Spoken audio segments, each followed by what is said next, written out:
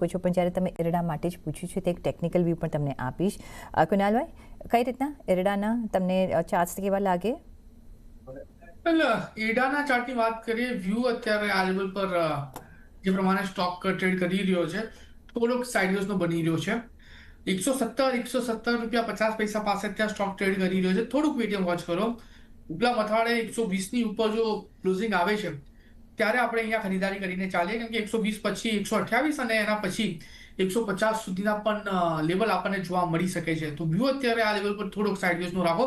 120 cross કર્યા પછી એનું બ્રેકઆઉટ આવ્યા પછી જ આપણે અહીંયા નવી પોઝિશન બનાવીને ચાલી શકીશું. છે તો જો તમને પર્ટિક્યુલરલી એરડામાં જો ઇન્ટરેસ્ટ હોય તો જો કે તમારો 2 વર્ષનો ટાઈમ ફ્રેમ છે, પણ અહીંયા જો તમારે ખરીદી કરવી જ હોય તો 120ના